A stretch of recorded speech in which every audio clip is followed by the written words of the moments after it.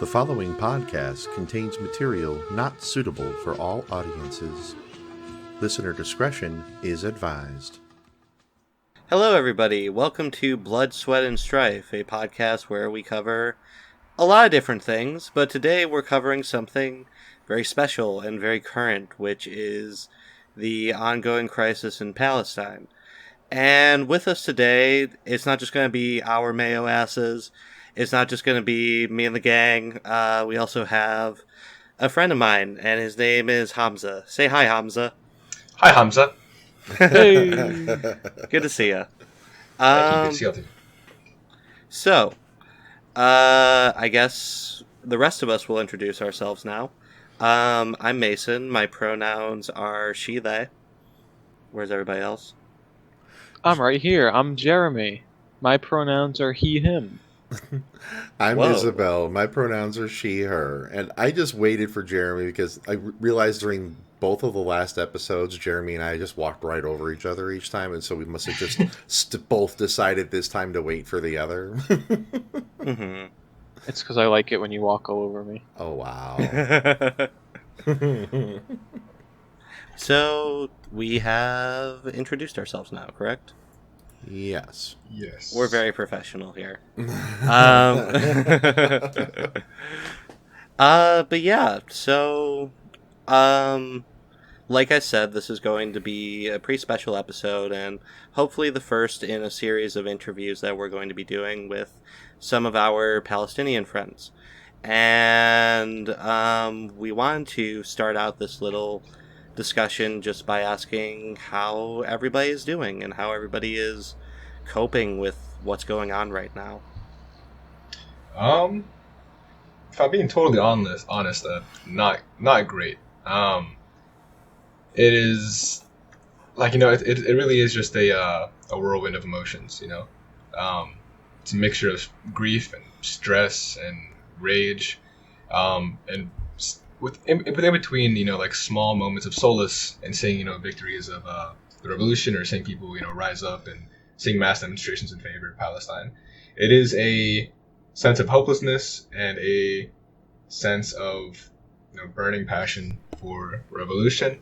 And it's something, it's a combination of emotions that as a Palestinian I'm very familiar with growing up. Yeah. I've known you for a number of years now, so I really started learning about this whole conflict when I was a teenager. I've been trying to learn a lot more lately, just because it's happening right now, and I want to help. And I want to fight back against it in any way I possibly can. But I think we wanted to ask you, what are your connections with Palestine? Like, what was it like growing up with family there? And what are some of your favorite things about Palestine? So, growing up as a Palestinian, you don't really have a choice but to identify as Palestinian, because even if you don't want to, you're going to be treated that way. The conversation is going to come up eventually. I'm mixed. My mom is from Paraguay in South America, and my dad's family is from Palestine.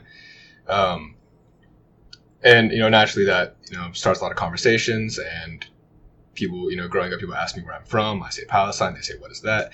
It is. And you kind of just forced to have that conversation throughout your life.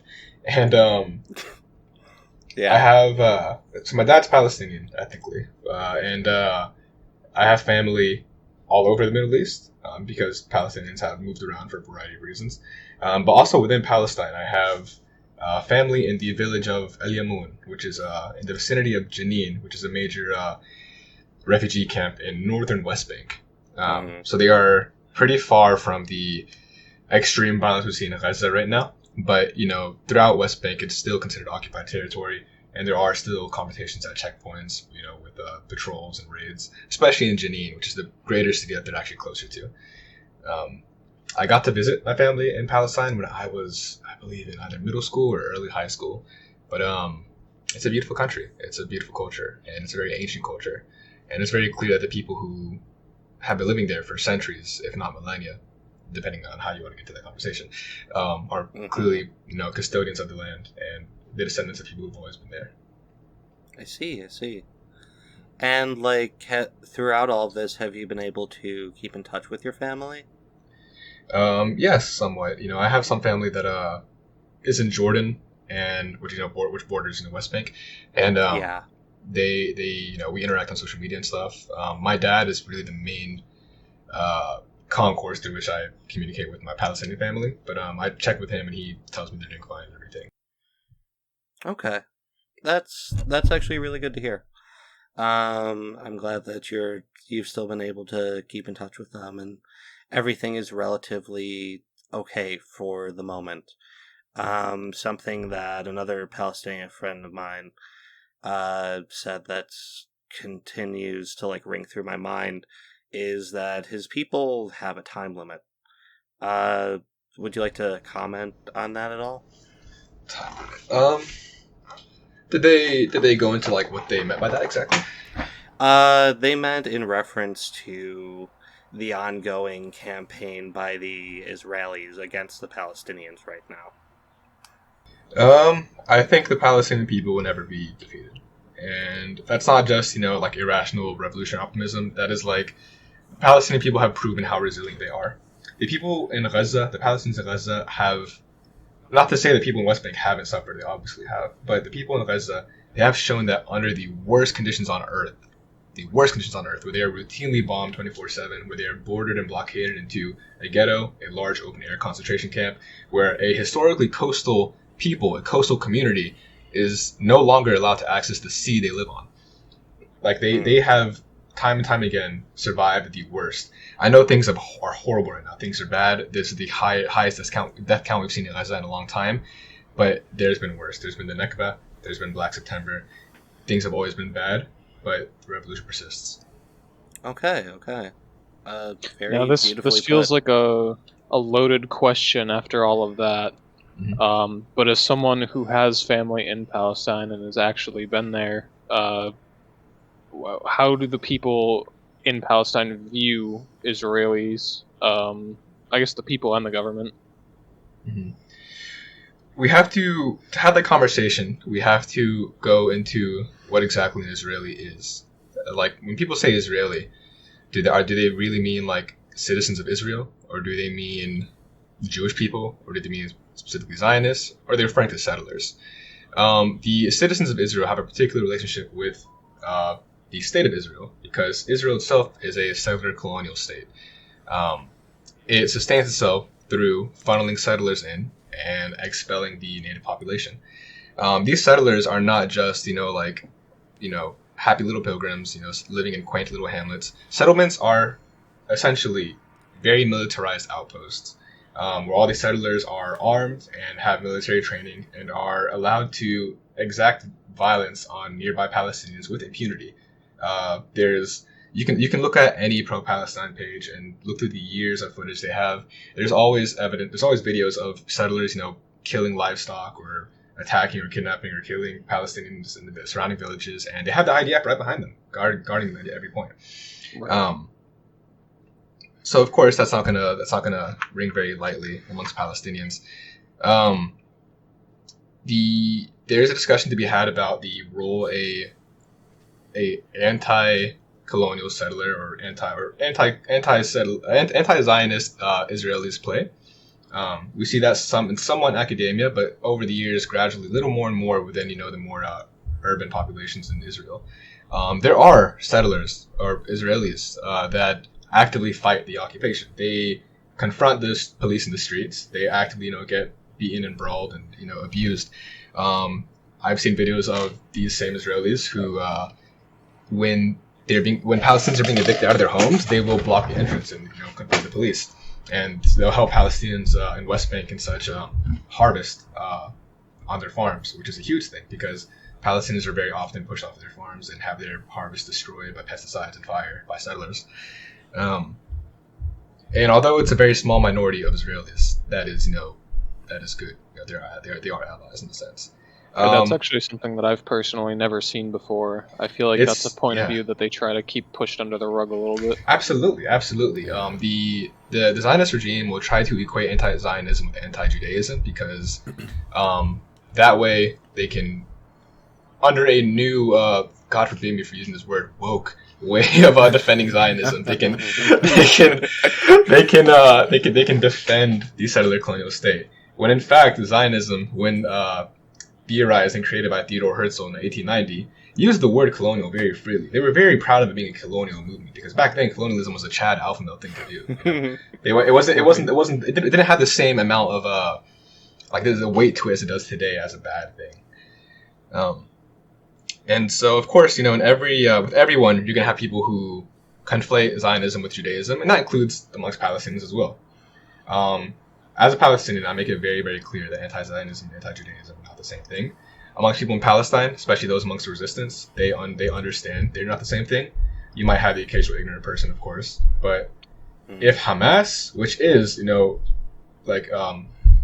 admittedly a right-wing religious group, in the 2017 charter, they explicitly said our enemy is not the Jews, the Jewish people. Our enemy is Zionism. That's Hamas. That is the far right boogeyman that like everyone tries to point to as being the terrorist in Palestine, the cause of all the issues. It's the relationship between Israelis and Palestinians as far as the citizens themselves. Of course, the leftist Palestinians are going to be the best at recognizing that relationship and understanding who can be an ally and who can't. And it's really just the viewpoints in Palestine are very varied, and it's clear that they're not going to feel very well about anyone who takes an active role in the settler colonialist expansion. Beautifully put. I think that great insight that you gave us transitions very nicely into one of our other questions, which are, where are the roots of Zionism, or if that's a little bit too historically in depth, could you give us just a quick working definition of what Zionism is and what it means?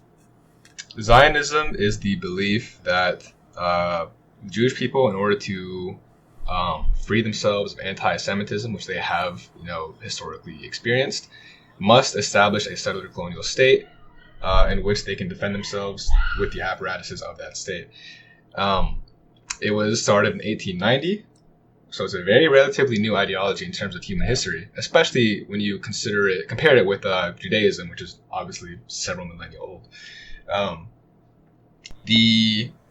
When Zionism was first starting, there were of course many Jews who were opposed to it, and I would say back then it was a significant amount of Jewish people who were opposed to it, because back then, you know, Jews had been diaspora for so long.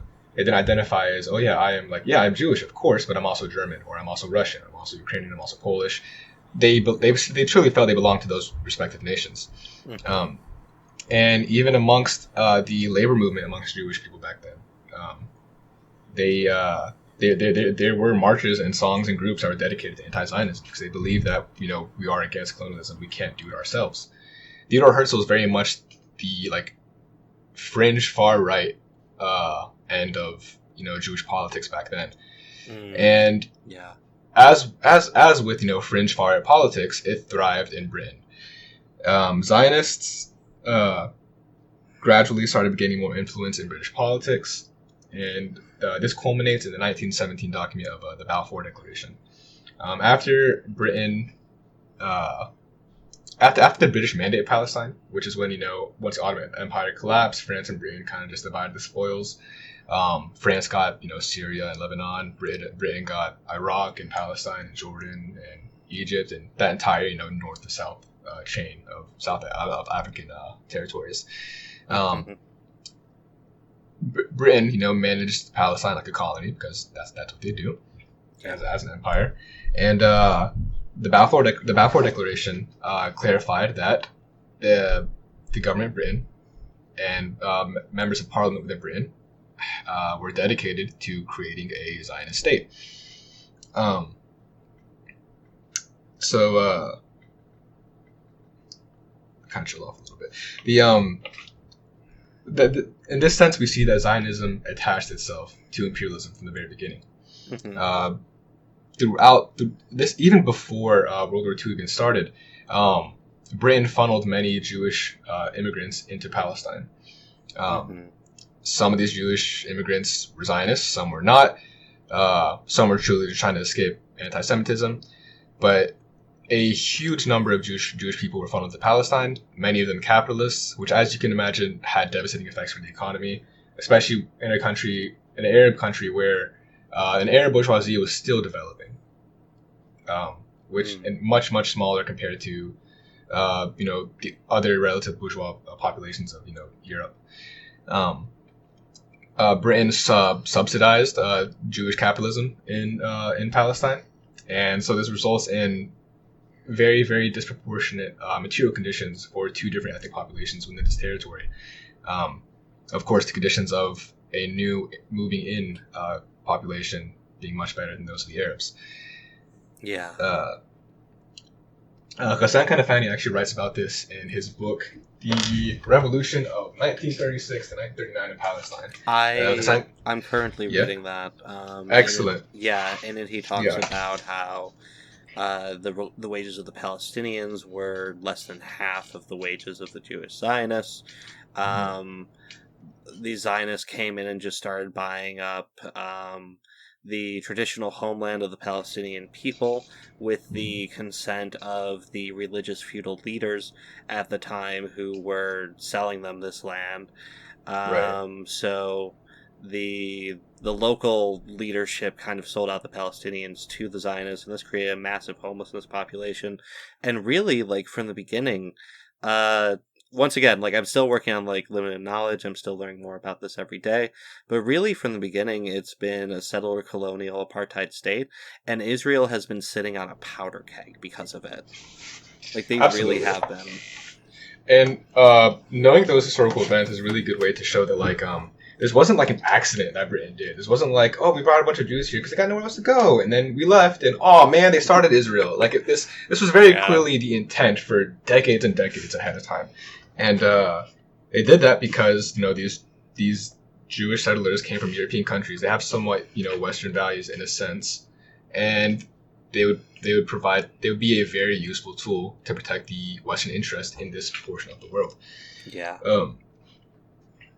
And that doesn't mean every single Jewish person was a reactionary. There was Hassan Kanafani notes in his book as well. There was a Palestine Communist Party because Palestine was the name to refer to this region before Israel existed, and but however they were mostly Jewish, almost entirely Jewish, and they failed to Arabize themselves and thus integrate themselves amongst the Arab masses. So the most oppressed people were not even a part of the party, and there's many critiques of that party to go into historically. Yeah. But there was a quote-unquote Zionist labor movement, which is very oxymoronic when you go into it. Very cute, really. Yeah, very cute. Yeah. It's kind of comparable to like the more polite liberal Zionism we see like Netanyahu dissenters in Israel, where it's like they'll protest against Netanyahu, like, yeah, he's anti-democracy, but like, what do you want? You just want a more polite colonialism. You just want like a more polite Zionism. Yeah. You have to attack it at the root. Exactly. Yeah. So I have another question I'd like to ask, and this one is for Izzy, actually, because you mentioned that, especially early on in the history of Zionism, once again, 1890, very new ideology, you mentioned that there was initially a lot of Jewish opposition to the Zionist movement. So I wanted to ask Izzy, like, as a Jewish person today, how do you feel about everything that's going on? Mortified would probably be the single word I could think of that would best describe my feelings about Zionism and what is currently happening.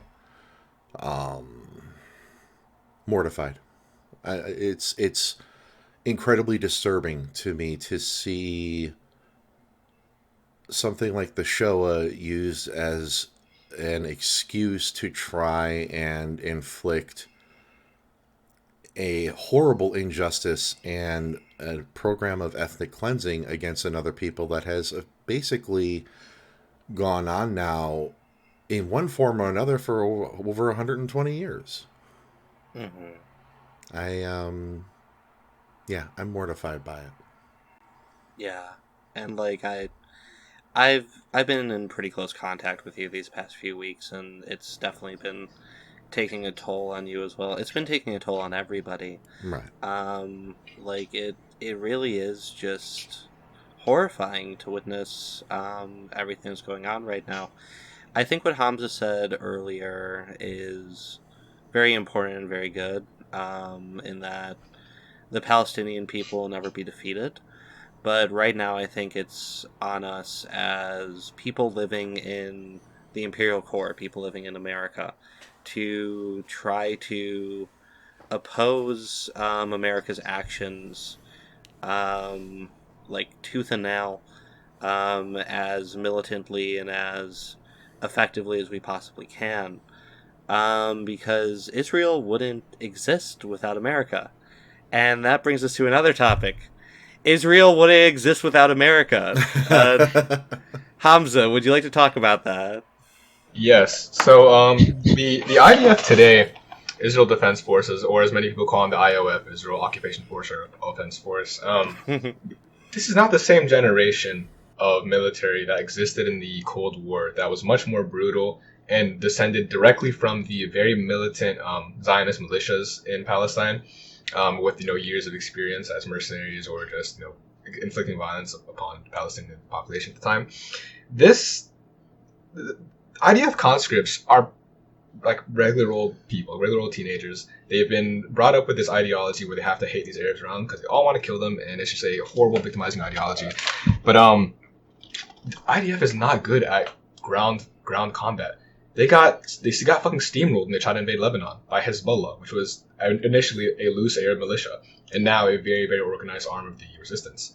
When they invaded Gaza, sure, of course the casualties were weighed heavier on Gaza side. That's how it is with every guerrilla war. They got kicked out also. They could not maintain control of Gaza.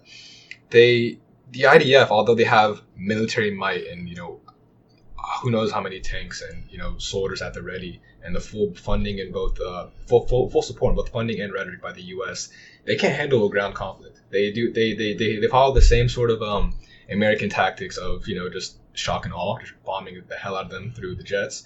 But that doesn't shake the spirit of the Palestinian people. And I think the IDF knows, although they try to do a lot of posturing by putting tanks and battalions on the border to threaten a ground invasion, they know that they really can't sustain one. Okay. And that, like you said, that goes to show that Israel would not exist without the United States. They are effectively a overall Western, but especially American settler colony. American people, as long as they have some amount of Jewish ancestry, can move in whenever they want and become citizens of the state and immediately have more rights than Palestinians who have lived there for generations.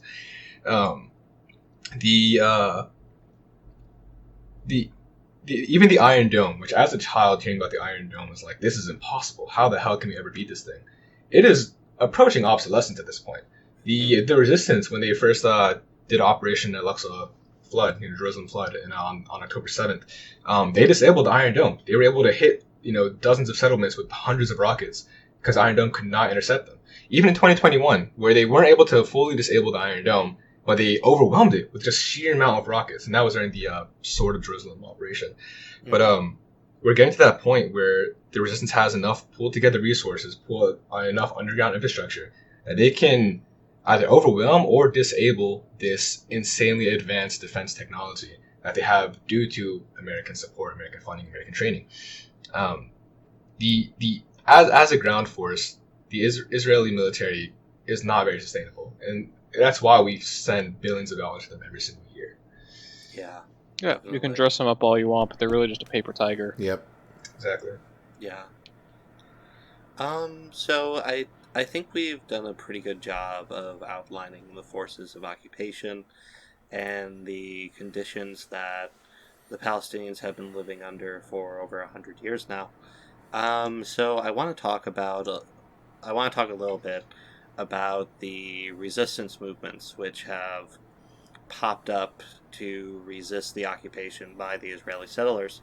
And it seems to be that the two main orgs making up this resistance are the PFLP and Hamas. Would you like to talk about those two organizations? Absolutely. I would love to talk about those organizations. I do want to make a slight correction. I wouldn't say those are the two main orgs. Okay. If anything, I would say that the two main orgs nowadays, at least when we're talking in the context of Gaza, is, of course, number one, Hamas, and number two, probably PIJ, Palestinian Islamic Jihad. You could describe PIJ very, in an oversimplified way, as sort of the little brother of Hamas. They're very similar in ideology, very similar in goal, and they really just developed as just another wing, another part of the decentralized resistance. The PFLP, Al-Jabha al-Sha'biyya li-Tahrir Palestine, they are the Popular Front of Liberation of Palestine. They were established in 1967 by George Habash and Ghassan Kanafani. George Habash was a doctor, a professor, a political theorist, and a Catholic Palestinian. Ghassan Kanafani was his mentee. Ghassan Kanafani really looked up to George Habash. George Habash is known by his nickname Hakim, like wise one or doctor. He is. He said he always wanted to be like the Mao of the Arab people. The PFLP was established almost immediately following the Arab failure in the 1967 war, or the Yom Kippur War. The 6 Days War, right? Yes. Yeah, that's what it was, sorry. Okay. Where several Arab nations failed when going against Israel. And it was this strain of political thought, realizing that, nationalism alone is not going to be enough to defeat Zionism. We need a class analysis with it as well. And that they were completely right, because one of the main things that the PFLP stands by is that one of their enemies is not just the Zionists, not just the Western colonialists. It is also the Arab reactionary governments. Ghassan Kanafani described Arab nations in two forms at this time, back in I think 71 when he was interviewed in this particular quote. But basically, the Arab governments are in two forms. The ones that are the more revolutionary nationalist governments that, although they may not be leftist or communist or anything, they came through in revolutions, and thus they sympathize with revolutionary movements. And then there's the more reactionary Arab governments that are usually monarchies and side with imperialist interests because they share the same class interests. The administration of Jordan is a very good example of this. They sometimes support Palestine in rhetoric, but they're very clearly in policy side with Zionism. Algeria is on the other end of that. Algeria, bless them, they have been one of the biggest allies of Palestine from the very beginning, because Algeria overthrew over 150 years of occupation by the French. Mm-hmm. And that was a very long, bloody war that killed over 1 million Algerians. So you can imagine that, there's a lot of solidarity between those two countries. When the PLP was established, they grew in popularity a lot. It helps that they had a lot of funding and support from the Soviet Union at this point in history.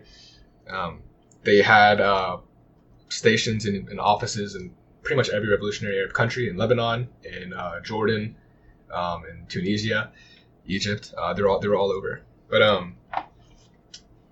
they were the second biggest organization of the PLO, the Palestinian Liberation Organization. The PLO is very popular for a variety of reasons, depending on who you ask. In the PLO, the largest group was Fatah. They were a kind of run-of-the-mill center-left Arab socialist social democrat liberation organization led by Yasser Arafat. Yasser Arafat is praised a lot often in history, but since the 90s, kind of his views, his appearance, his reputation was kind of soured in the Arab world. And this is because in 1993, Yasser Arafat compromised with the more moderate Israeli administration at the time with the Oslo Accords, where they agreed to a formal division, a formal two-state solution, where the Palestinian Authority, in the form of a ruling party of Fatah, the largest group in PLO, would coordinate with Israel in order to protect the peace, essentially, and have a two-state solution and try to actually attempt that. Obviously, none of the things they agreed on were honored by Israel. Ever since then, Israel can still continue to build, illegal settlements throughout West Bank, which is supposed to be considered by the UN, rightful Palestinian territory. And he really is seen as the face of capitulation now.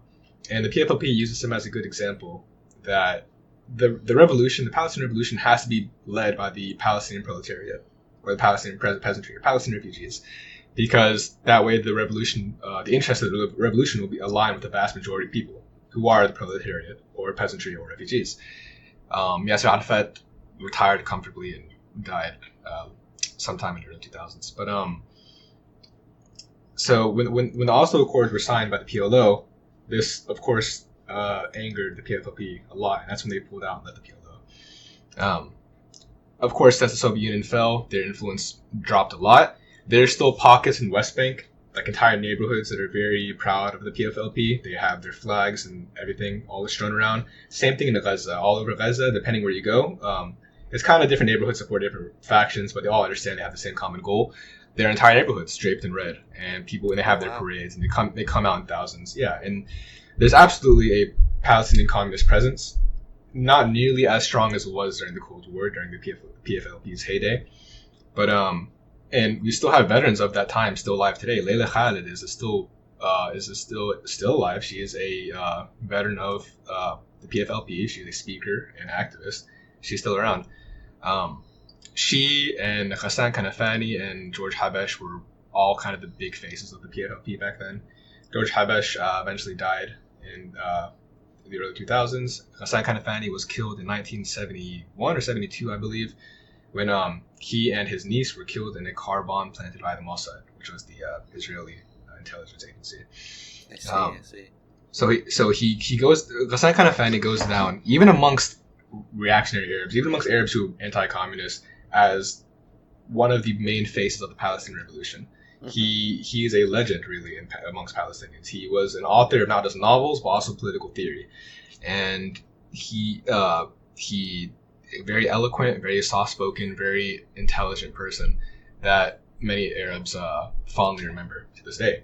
I'd like to use my dad as an example, who is, has reactionary beliefs. He still believes in the unified, free Palestine, of course. But Ghassan Kanafani is his favorite author because he loved his novels. He hasn't read any of his political theory, but he knows he was a communist. But he kind of just pushes that. He kind of pushes that to the side. He kind of just ignores that. That's very interesting. But that's what many Arabs do, and I feel like that's more common amongst Arab diaspora than it is amongst Palestinians back home. Because amongst Arab diaspora, you can find much more petit bourgeois, Arabs, and so of course their class interests are not going to align with Ghassan's. But the PFLP has a legacy, essentially, of having some of the biggest faces in the revolution, having some of the the most I guess claims to the legacy of the revolution. They've been around since the beginning, since the 60s, and they're very inspired by both Arab nationalism and communism. Of course, being a left-wing secular movement, they were a very, very big target of Israel, and Israel assassinated many huge heads, Ghassan Kanafani included, as well as Abu Ali Mustafa, who the militant wing of the PFLP is named after today. And their influence really deteriorated over time, on top of the Soviet Union collapsing since then. Now, they have a much larger presence in West Bank. They're based in Ramallah, which is a major Palestinian city. And like I said before, that's where you can also sometimes find neighborhoods where they have PFLP banners more displayed and such. The PFLP is still, internationally recognized by other communist parties and so on and so forth. They are still around. They still have a presence, and they still, make speeches. They have an active website. They post things all the time. In Gaza, they have a much, much smaller presence, of course. Coordination between the West Bank resistance and the Gaza resistance is still less publicly shown. But in West Bank, the largest resistance faction is Hamas. Hamas was established in 1987 as a reaction to the idea that these more secular resistance groups are too secular, and it is because of that they are failing in their goal. They were initially linked to the Muslim Brotherhood, but now they have nothing to do with them. You often hear this statistic thrown around that Israel created Hamas. That's kind of a over-exaggeration. Israel definitely would prefer Hamas as an enemy because they're this, right-wing extremist Islamist group. Much easier to be to have it as an enemy. Much easier to make propaganda against. And so that's why they, at times, did direct funding towards them in one way or another, so that they would, get a jump start. Similar to how the U.S. sort of funded the Mujahideen in Afghanistan. Yeah, I think that's a very apt comparison. Yeah. But, just like the Mujahideen in Afghanistan, those actions are going to bite them in the ass. Yeah. and they very clearly have. Hamas has grown a lot. They won the support of the people. In the 2000s, they were making a bid for, taking power in the PA, the Palestinian Authority, which has been ruled by Fatah ever since its establishment. Fatah is really seen as a collaborator regime at this point, led by Mahmoud Abbas, headed in the West Bank. The Palestinian Authority serves as a lapdog to the Zionist regime. They may sometimes have little fanciful speeches about Palestinian nationalism, but the biggest issues that they have the Palestinian Authority Security Council, or a security groups that actually coordinate and work with the Zionist regime in order to beat down resistance in West Bank. They've actually assassinated Palestinian activists and such. They're that dedicated to just maintaining the status quo. So when Hamas won the parliamentary elections, they got a parliamentary majority. This was very bad news for Mahmoud Abbas and Fatah. So they suspended all elections. This led to Hamas, even though they won the election, had a majority in Gaza, having a war with Fatah in Gaza, and they straight up Fatah as a cohesive organization was eliminated, and Hamas took control of Gaza. And to this day, that they've had control of Gaza because they have the support of the people.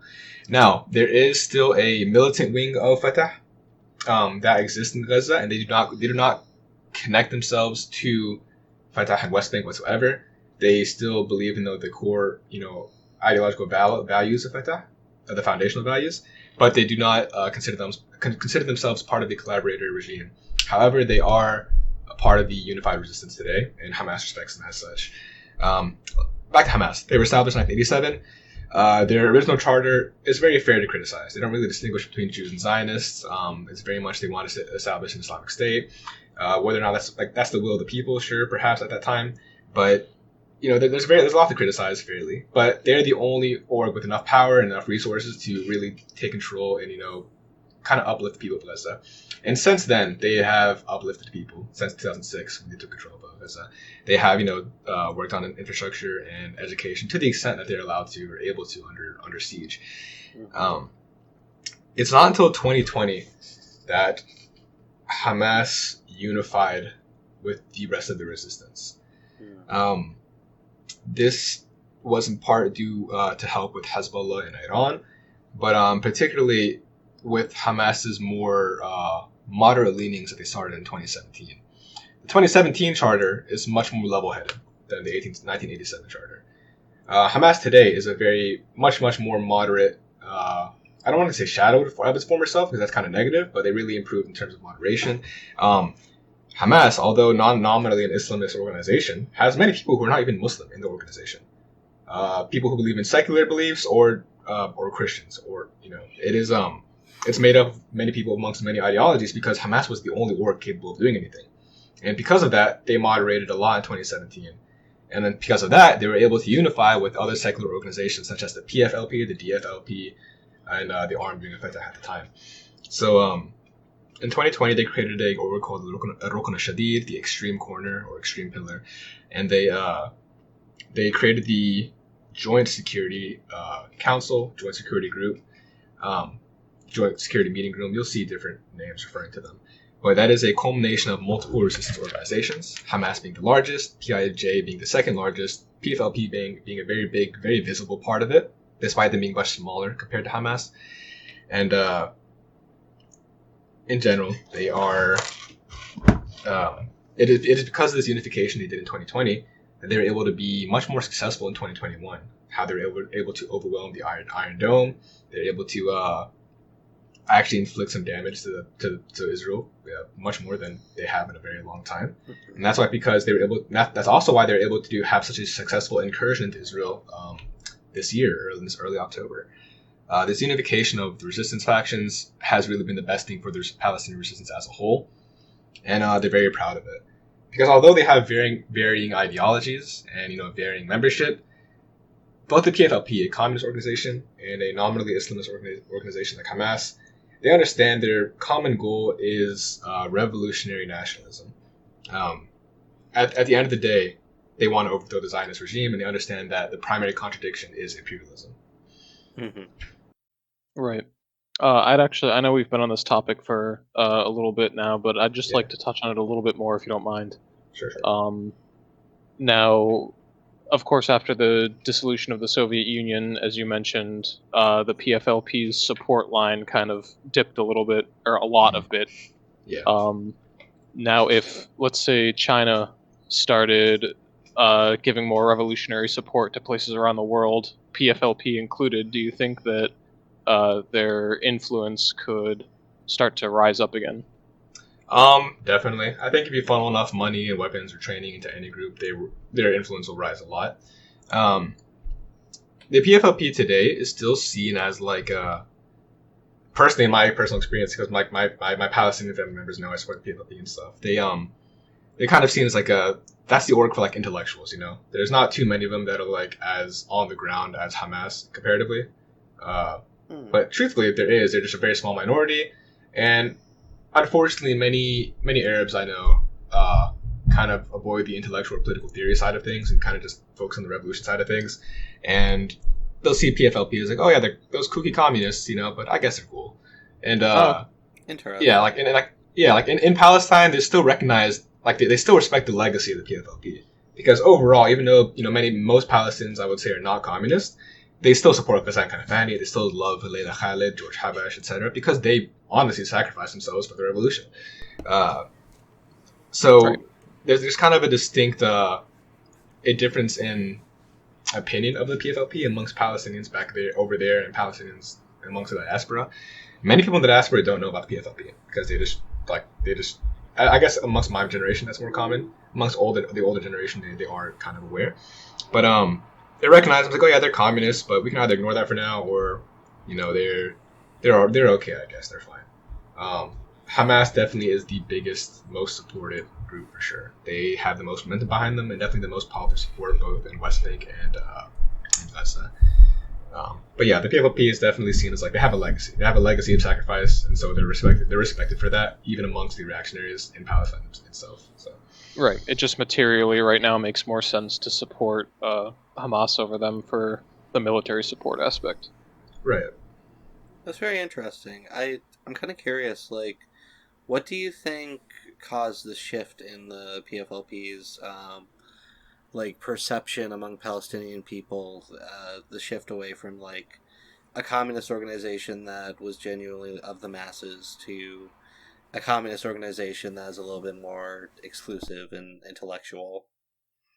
I don't want to say they see them as exclusive, but they see them as like, oh, they're kind of weird, I guess. Like, oh, like that's. Oh, okay. I know it's a hard way to say it. I don't want to say weird. They're definitely they're known because they're not as nearly as huge as they used to be, but they do see them as like they're still around. It's just, it's the same kind of idea growing up. We're like, oh, who's a communist now? Like that kind of thing. It's like same thing kind of seen in the West. While you would have seen communists much more loud and proud during the Cold War, in the 60s and 70s and so on. Yeah. And but nowadays it's kind of a bad word to say, communism. Essentially over there, it's like, wow, you don't really see many communists anymore.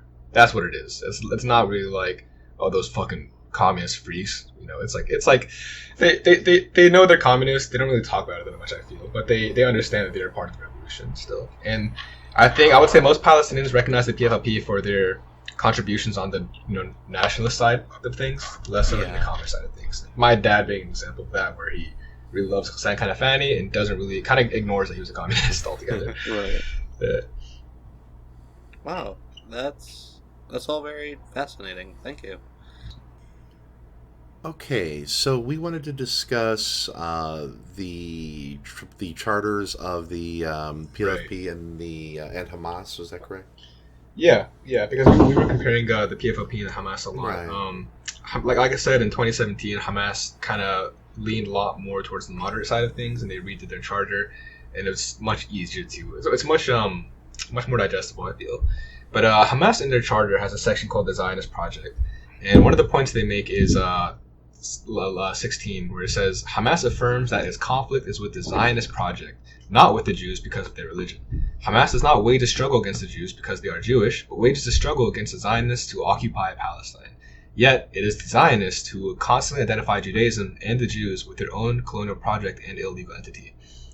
Hamas rejects the persecution of any human being or the undermining of his or her rights on nationalist, religious, or sectarian grounds. Hamas is of the view that the Jewish problem, anti-Semitism, and the persecution of the Jews are phenomena fundamentally linked to European history and not to the history of the Arabs and the Muslims or to their heritage. The Zionist movement, which was able, with the help of Western powers, to occupy Palestine, is the most dangerous form of settlement occupation, which has already disappeared from much of the world and must disappear from Palestine. And that's from Hamas, which is very much painted as this boogeyman that we must all be afraid of and must eliminate. But Zionism predates Hamas, and Israel as a state predates Hamas. And if even Hamas, which started as a strictly reactionary movement against Zionism, is able to clarify their struggle years down the road, it shows that they can at least handle some amount of responsibility. I like to compare that with a statement written in the Strategy for the Liberation of Palestine by the PFLP. This is their foundational document, mostly written by Hassan Kanafani as a major contributor. But this block is really important, where it says, the Palestinian Liberation Movement is not a racial movement with aggressive intentions against the Jews. It is not directed against the Jews. Its object is to destroy the state of Israel as a military, political, and economic establishment that rests on aggression, expansion, and organic connection with imperialist interests in our homeland. It is against Zionism as an aggressive racial movement connected with imperialism, which has exploited the sufferings of the Jews as a stepping stone for the promotion of its interests and the interests of imperialism in this part of the world that possesses rich resources and provides a bridgehead into the countries of Africa and Asia. The aim of the Palestinian Liberation Movement is to establish a democratic national state in Palestine, in which both Arabs and Jews will live as citizens with equal rights and obligations, and that will constitute an integral part of the progressive democratic Arab national presence, living peacefully with all forces of progress in the world. They follow this up by saying, Israel has insisted on portraying our war against it as a racial war, aiming at eliminating every Jewish citizen and throwing him into the sea. The purpose behind this is to mobilize all Jews for a life or death struggle. Consequently, a basic strategic line in our war with Israel must aim at unveiling this misrepresentation, addressing the exploited and misled Jewish masses, and revealing the conflict between these masses' interests in living peacefully and the interests of the Zionist movement and the forces controlling the state of Israel. It is this strategic line that will ensure for us the isolation of the fascist clique in Israel from all the forces of progress in the world. And I feel like that is a smack dab 100% accurate description of the Zionist movement. And they wrote that in 1968. Compare that with the 2017 statement from Hamas.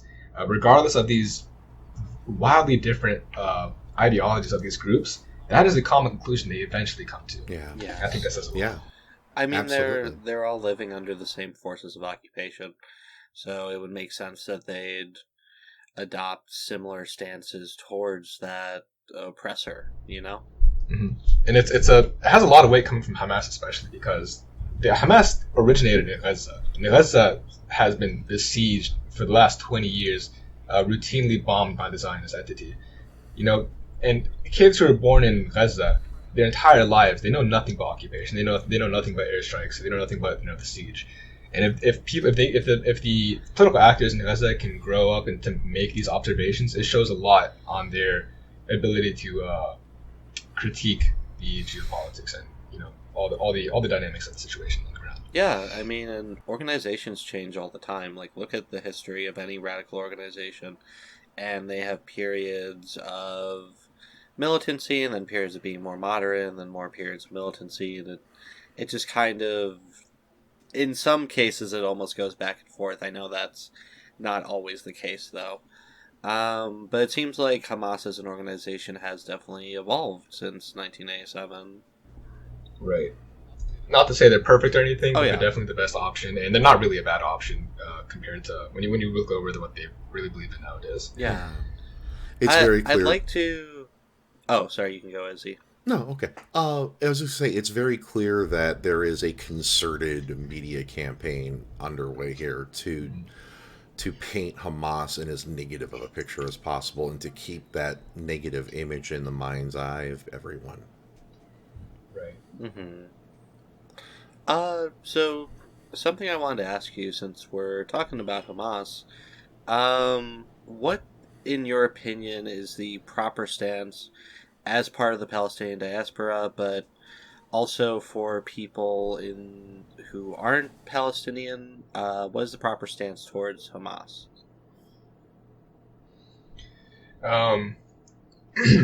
I know a very common question we saw on the census last media cycle was, "Do you condemn Hamas?" And that's almost the first thing I would ask any Palestinian.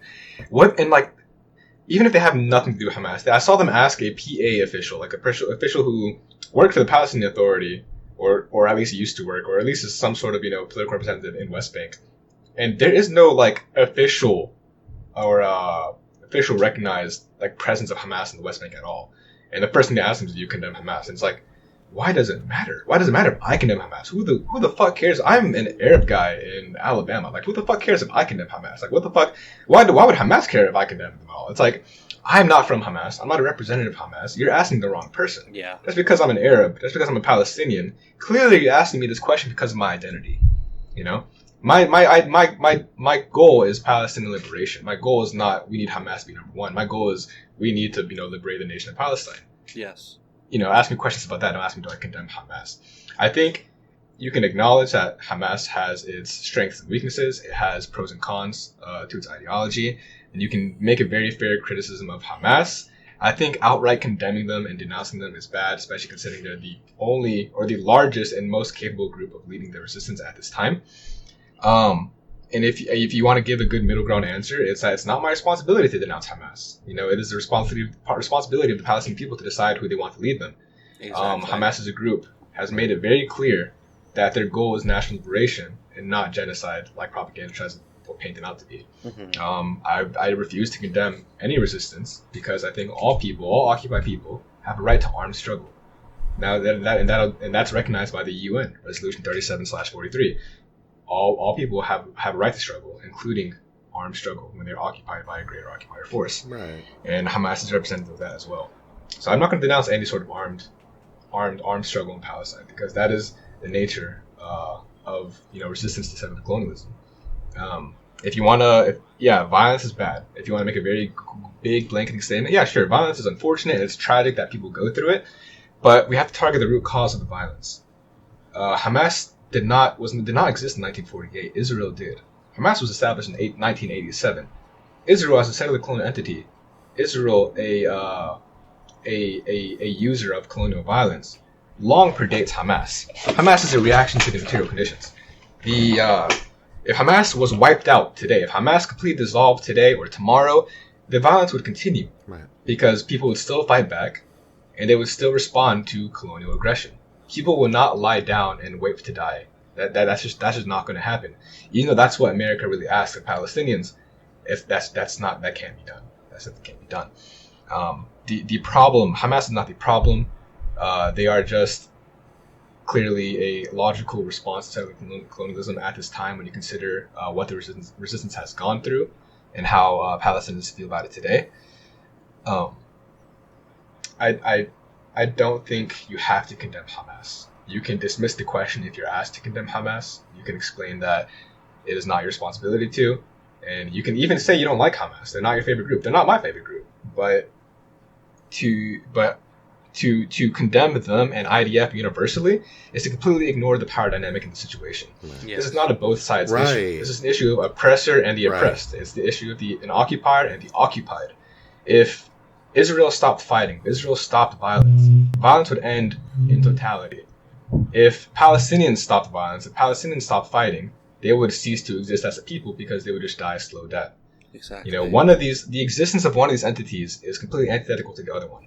And one of them is clearly a resistance or a response to violence that was already there. Colonialism is an inherently violent act, thus decolonization will also be an inherently violent act. That is just what is necessary. Right. In any settler colonial situation, because colonization is violent and is aggressive to begin with, any armed struggle taken against it is a response, is an act of self-defense. So I don't consider like when Hamas did the incursion, or the resistance as a whole did the incursion, because it wasn't just Hamas. On October 7th, people say, "Oh, do you condemn Palestine as the aggressor?" Palestine is not the aggressor here. They're responding to the occupation. Right. Yeah. They have a right to, according to international law. I refuse to call any resistance an aggressor because inherently they are resistance. They are a response. They are a reaction. Right.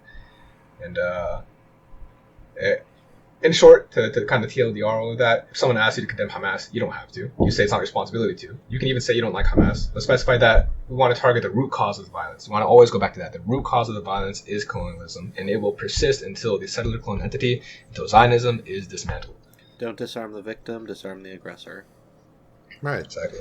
And I think it's very funny and ironic that the media is really pushing this angle of do you condemn Hamas? Do you condemn the killings? Do you condemn the hostages? When the response from the Israelis to them capturing a guy named Nimrod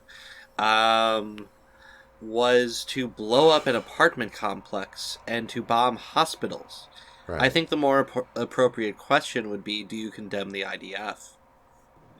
Right. Where is the condemnation? Where is that question even coming up? Because it's there seems to be this narrative that is just gridlocked in the mind of the media for intentional reasons of portraying this as two equal sides in an issue, when it's so very clearly not, and it doesn't even take that much of examination of the core materials to understand that. Yeah. I think challenging that narrative as much as possible, especially now when it's becoming so apparent that narrative just doesn't hold to material reality, is important. Yeah. That question, I feel, does not even deserve a proper answer. Right. If someone asks you to condemn Hamas, you can dismiss that question. You can say it's not a good question, and you can go into the reasons that we listed here as to why it's not a good question. In that famous interview with Hassan Kanafani, that one British head interviewer, you might have seen clips of it, but it's the British interviewer is why not have peace talks? Why not end the violence? And Hassan is and by peace you mean capitulation. That's what you mean. And he's no, why not just talk? And it's talk with whom? And this is talk with the Israelis. And he's that kind of question. He's referring that kind of talk. These questions that he specifies here between the Palestinians and the occupation. That's a kind of conversation between the sword and the neck. Mm-hmm. Well, and peace is not. I was just gonna say, I think a genuine part of the problem is people don't view caging 2.2 million people in an open air concentration camp as violence, but they need to, because that is a inherently violent act. And so you can't only look at what Hamas is doing, look at what the Palestinians are doing in response to this violence of them that's being directed at them, and sit there asking, well, why don't they just stop? Well, it's because if they do stop, they die. Exactly. People have a very narrow definition of what violence is. Yeah. And I've also noticed that people have a very narrow definition of what freedom is. To a lot of people, violence it's very obvious. It's very in your face. It's when you take hostages, it's when you kill people, it's when you do this. But starving a person or refusing them medical care is equally as violent as just taking a rock and bludgeoning somebody. And when it comes to a lot of people's definitions of freedom, they really mean the freedom to consume, not the freedom to have a decent life, to have a good education, to live your life without the colonial boot on your neck, because somebody who has adopted these very naive views generally has never had that boot on their neck. Right.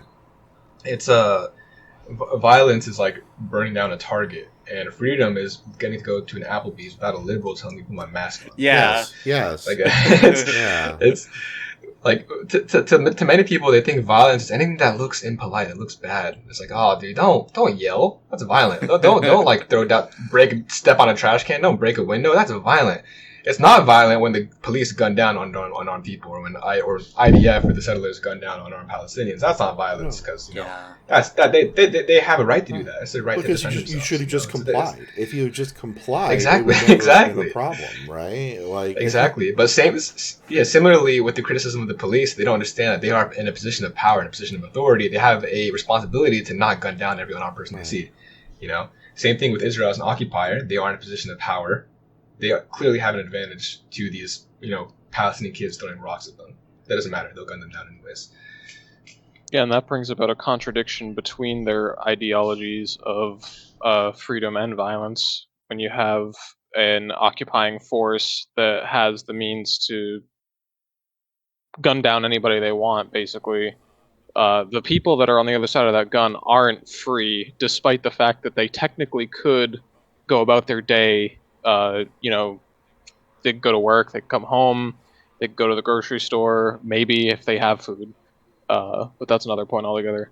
They're not free because they're facing the barrel of a gun at all times. Right. Well, and I think another part of the problem too is we've been trained effectively. We've been programmed via numerous different vectors to view state authorities, violence on the part of state authorities, as not violence. You know what I mean? Like when a soldier kills someone, well, that's not violence. That's just part of that's collateral damage. You know what I mean? It's the cost of doing business. It's not violent though, and so it's desensitized a lot of us, I think, to even accepting that these things are violent in and of themselves. Mm-hmm. Exactly. And then their idea of freedom is, the person who got gunned down didn't have to be there. Like, they could have been somewhere else. Right. They were free to choose. They had the freedom to comply. Okay. They had the freedom to comply with the officer, and because they didn't, they were dead. They're dead now, and that's okay as far as they're concerned. Even if you That are really also resisting plays into arrest, like, who the fuck wants to get arrested? Like, that's a scary situation, and like, cops know how to like de-escalate a situation. They know how to treat people like normal human beings because they do get that sensitivity training. And I've seen cops arresting drunk sheriffs before, and they know how to de-escalate a fucking situation with a drunk guy. So it's just one of those things where like, people only apply their definition of violence to when the victim does it. Right. When we do it, it's a crime. When they do it, it's just another day on the job. I think it ties into this kind of neoliberal idea that everyone is responsible for the circumstances that they are in today. Yes. Right. You know? If they were a much better person, if they were a much superior ideal person, they wouldn't be there. They wouldn't be poor. Why stop being poor? You're a bad person if you're still poor. Similarly, hey, if you deserve freedom, you would have overthrown your occupier by now. So really, they're probably in the right here. So it's a very individualistic, very neoliberal mentality that is kind of spearheaded by America. Right. And there's definitely people out there that literally make that argument. I've seen if the Palestinians wanted to be free, they would have already won their freedom. And it's like, are you fucking kidding me?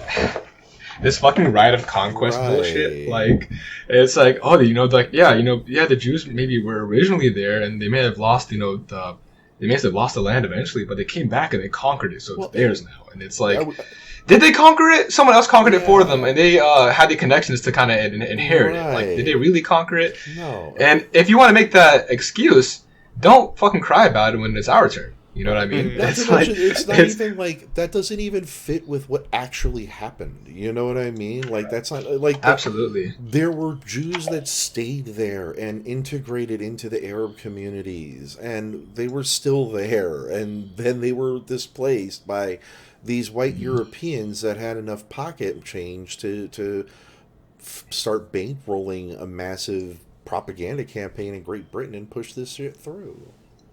Yeah. Mm-hmm. As the goat himself said, we have no compassion and we ask no compassion from you. When our turn comes, we shall not make excuses for the terrorists. Who's the goat? Karl Marx. Oh, hell yeah. Right? Yeah. Hell yeah. It's cool because Karl Marx, you don't often see Karl Marx's outright aggressive like revolutionary stuff sometimes, like inward sometimes. Mm-hmm. Wait, Karl Marx? Are you guys communists? Whoa. I actually don't know what that is. I've never heard of a communism before. Thank God. What's a communist? Sounds liberal to me. But yeah, so another thing that we want to talk about, and since we were talking about the history of Israel and the Jewish people who did, integrate into the Arab community and live there peacefully, I think we should talk about just how anti-Semitic the Zionists were, and Izzy knows a lot about that subject. Yeah, and I think this is an interesting time to bring this up too, because we just got done going over the charters of the PLFP and of Hamas, and well, this isn't from the charter of revisionist Zionism. This is a direct quote from the founder of revisionist Zionism, Zeev Jabotinsky. Our starting point is to take the typical Yid of today and imagine his diametrical opposite. Because the Yid is ugly, sickly, and lacks decorum, we shall endow the ideal image of the Hebrew with masculine beauty. The Yid is trodden upon and easily frightened, and, therefore, the Hebrew ought to be proud and independent. The Yid is despised by all, and therefore, the Hebrew ought to charm all. The Yid has accepted submission, and therefore, the Hebrew ought to learn how to command. The Yid wants to conceal his identity from strangers, and, therefore, the Hebrew should look the world straight in the eye and declare, I am a Hebrew. End quote. Horrible. Yeah, so I don't have a date for when this was specifically said, unfortunately. It would have been sometime. I You do? Okay, thank you. Yes. Yes. Oh, wow, 1905, in his essay, Dr. Hertzman. Thank you very much. I appreciate that. No problem. when the guest is more professional than Get your shit together, guys. This is my show now. Oh, jeez. But as you can see, like, there's some pretty solid parallels between the sort. Just for clarification, the Yid in this case, speaking of the Yiddish people who spoke Yiddish, who followed a Yiddish culture, and primarily people who were living in Europe and Ashkenazi in terms of like which tribe of Israel they were from. But the Zionists really despised anyone who was staunchly anti-Zionist and a Jew. They didn't care for those who had integrated and saw that as their place and were happy with where they were at, and were staunchly opposed to this program of creating a Jewish state. Not necessarily in all cases because they were opposed to what it would do to the Palestinian people, but they just didn't feel it was necessary in many cases. And also, it was staunchly opposed to specific religious doctrine that says we are supposed to be in a divine exile and not have our own state apparatus. So when it came to the Holocaust, a lot of Zionists ended up looking at it with significantly more mixed emotions, I think, than most people would have thought. Especially because of what it did do to that particular population of Judaism and practically exterminating it. Zionists are not inherently friends of the Jews. Even that includes Jewish Zionists. But then that also gets into the topic of non-Jewish Zionists. Why did people promote Zionism who weren't Jews? One of the biggest reasons that we saw, especially at the end of the war, at the end of World War II, was people still just didn't want us in their countries. They were looking for a good way to get rid of us, and this seemed like an ideal solution. Even in spite of the fact that the recommended solution for is to be done with the 100,000 Jewish refugees that were left in Europe at the end of the war, the suggestion was that they should be given an opportunity to relocate wherever they want, including Palestine. And instead, what was pushed through by, at this time, on the part of the United States doing the pushing instead of the UK, as had been the case prior to this, was that the 100,000 Jews would be immigrated to Palestine. Period. And I think we could say they were given a choice to, but it was very often made clear to them that they were not welcome to stay where they were at. If you don't mind me hopping in real Sure. quick, I got some numbers. Yeah, on go that. for it, please. So this is actually from the same the Revolution of 1936-1939 in Palestine by Hassan Kanafani. Of the 2.5 million, I'm paraphrasing here, 2.5 million Jews who managed to escape Nazi persecution between 1935 and 1943, the United States took in no more than 170,000, which was 6.6%.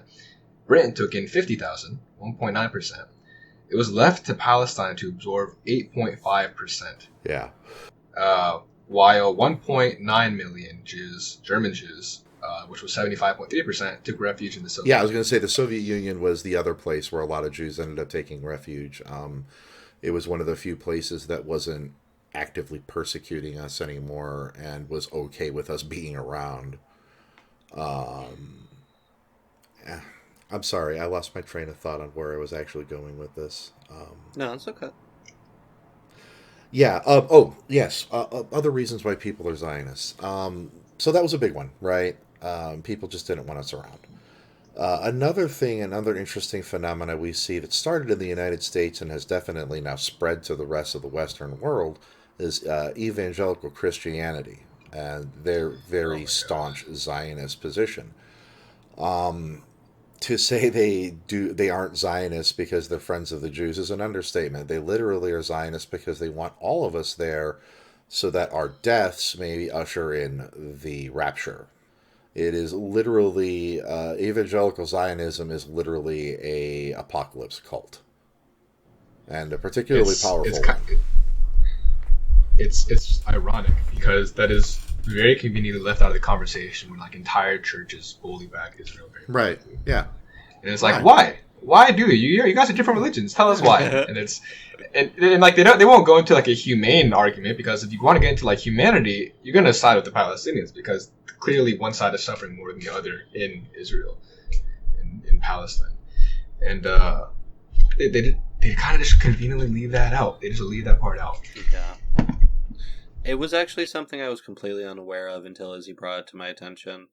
I didn't know that there was so much support from evangelical Christians for Zionists for that specific reason. Yeah, it's wild. It really is. Yeah, growing up Palestinian in Alabama of all places, oh my God. It's like that dude, the evangelicals down here. Oh my God, that had to be such a culture shock in so many fucking ways. Goodness. See, like I'm from Birmingham, so like there's much more diversity here. There's it's a majority black city, but of course there's still plenty of white people who work in Birmingham, and of course everyone drives around because we all drive around because there's no public transportation. But like when I used to work in Trussville, which is a good maybe 20 to 30 minutes from Birmingham. Trussville is much more white.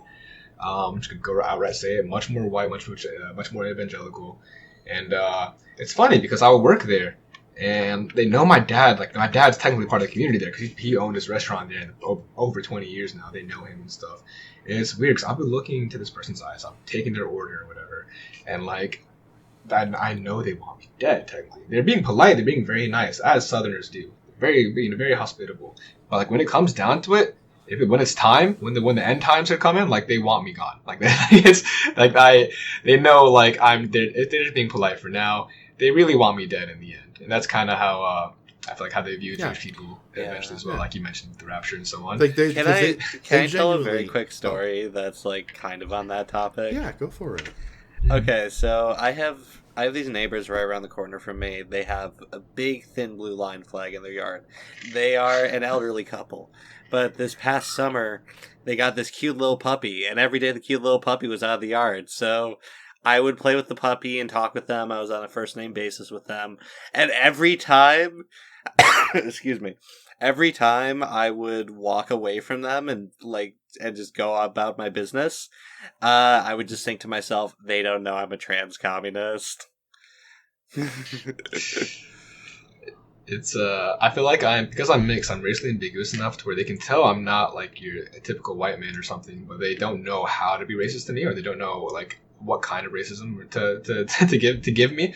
And so like I I kind of get away with a lot until they eventually have that question. It's like, so where are you from? You know? Yeah. And I'm like, oh, Birmingham, and they'll be like, no. Come on. Where are you really from? You're not some typical Southern boy here. What's going on? You're not normal. Come on. You look a little too exotic for these parts. Like, you're not literally brown, but there's some brown in you technically. I don't know what to call it. Yeah. I mean, like, growing up, you must have dealt with like a lot of racism. Even if it was behind this veneer of like politeness. It's it's kind of odd. In the South, people are very polite. That's a very true stereotype. People tend to be really nice. Sometimes though, it's just like sometimes they just say something that kind of hits you, and you're like, whoa, you see things very strangely, or like, man, it's like, and sometimes it's like, black people may experience this as well. Because I remember I had a black coworker at my dad's restaurant one time, and he was like, dude, like, white people talk to me differently, man. It's weird. And I'm like, I didn't know. Back then, I didn't know what he was talking about. What do you mean? It's like, they try to be cool. They try to be so cool with me. And I'm like, and I take the order. I'm like, yeah, sure, it's whatever, because they just know how to react to me. Then he takes the order, and the white guy's like, thanks, brother, and knuckle bumps. It's like Joe Biden tries to talk like a pimp every time he's like on with a black person. He's like the corn pop story. Yeah.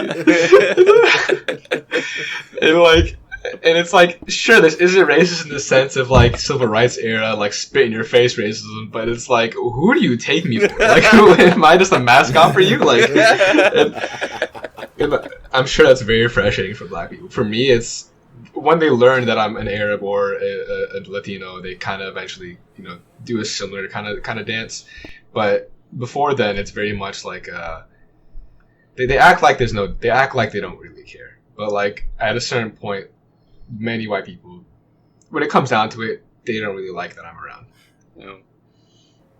Yeah, it's an inconvenient presence that there is a Muslim here that probably disagrees a lot with our political beliefs. But let's just not talk about that, Yeah. I mean,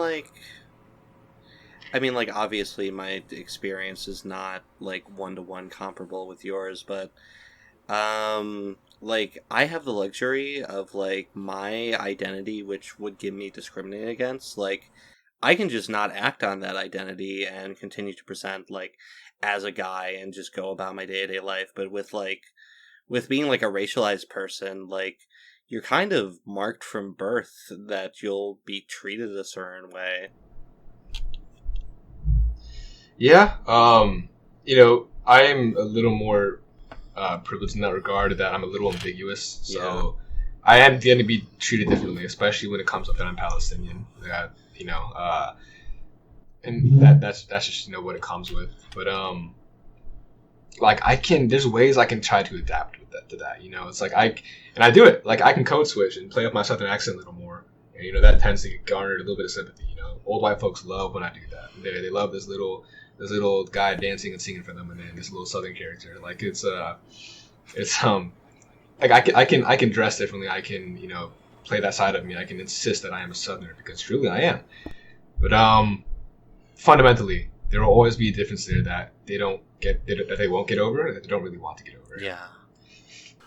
Yeah. I don't know how to transition to the next question for that. Do you have something to say, Ezzy? Yeah, I was just gonna like wrap back around just a little bit to go back to the evangelicals, like, and just the kind of the way they respond to anti-Semitism here in the United States. Like, it's not really an issue for them. You know what I mean? They're staunchly pro-Zionist, but when it comes to Nazis actively attacking us in the streets, they're completely asleep at the wheel at that, and probably some of them are active participants in it. They'll just call them a Fed or something if they feel like they don't want to identify as a Nazi yet. They're like, oh, that's just a Fed. That's just, that's some other bullshit. Yeah. Yeah. It's scary. I mean, like, there has been, like, a huge uptick in, like, anti-Jewish violence in America just over the past few years. And nothing is really being done about this, but a guy named Nimrod I almost said canceled. Like, he's on Twitter. A guy named Nimrod gets captured, and suddenly we're cutting this $4 billion check to Israel for more military aid. There is a $100 billion check that they are currently considering, I believe, which is ludicrous. Jesus. Insane. Well, I mean, Yeah. if you think Funny about how all it, this money comes out of the woodwork. right. Oh yeah. We don't have money to pay to help with COVID or anything like that. But the second we have an opportunity to blow up a lot of people, we have money in droves. And I think it's worth pointing out that ultimately staunch anti-Semitism here in the United States only helps the Zionist cause, right?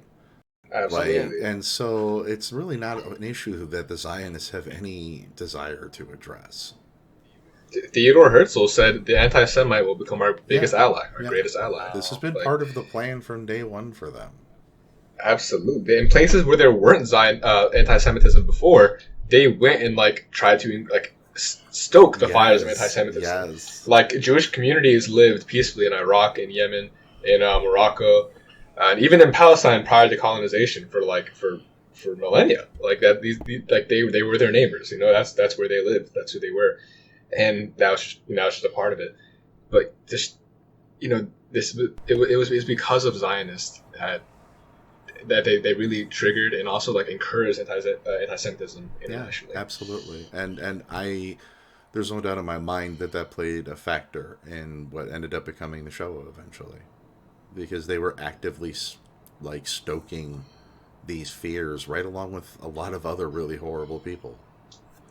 And can you define the Shoah very quickly for the audience? It's our word for the Holocaust. Okay, I just wanted to be certain everybody was on the same page. Yeah, and I do want to just briefly talk about my experience as a Jew is a bit unique. I was not raised from birth as one. I am what would be called a reconnecting Jew, in that it was through a series my only connection with Judaism as I was growing up was just a lot of Yiddish words that I thought was a made-up language that my family had. You know what I mean? Because when I would use these words with my other friends, they would just look at me like I was Meshuggah, crazy. And so I was just as growing up, I just thought, oh, my family just has this little language that we use, right? But in doing a lot of genealogical research, I came to discover that not only did we have a fairly extensive connection to the Yiddish community from a family perspective on both my mother and father's side, but that any of our surviving family members that I was able to find that would have been in Europe were all dead as a part of the Shoah. I remember very vividly just finding name after name after name on the I can't remember the name of the archive site right now, but it was just next to each one: killed in the Shoah, killed in the Shoah, killed in the Shoah. And so it woke something up in me, I guess would be the best way to say it. But I wasn't really sure how to approach it because, like I said, it wasn't something I was raised in. And so I spoke to a rabbi, and I explained my situation, and I said, is it right for me? Do I have a right to explore this aspect of my identity and to make it a part of myself? And they said, absolutely. If it's something that you feel in your heart, and it is something that I feel in my heart, I think it's important that as many of us as we can try to hold on to these different traditions that are on the risk of disappearing completely.